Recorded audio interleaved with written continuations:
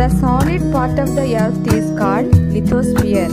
Earth మీద గట్టిగా ఉన్నటువంటి భాగాన్ని మనం లిథోస్పియర్ అని పిలుస్తాం. Litho means stone or rock, sphaira means ball. లిథో అంటే స్టోన్ అని, స్పెయిరా అంటే బాల్ అని అర్థం. Lithosphere is covered with thin layer of soil. It is an irregular surface with various landforms. We can observe various landforms such as mountains, plateaus, plains, valleys, deltas, deserts. These landforms are divided into three types. Those are first order landforms, second order landforms, and third order landforms.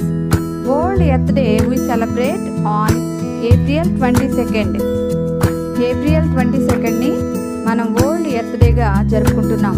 Lithosphere గురించి మరింత వివరంగా తర్వాతి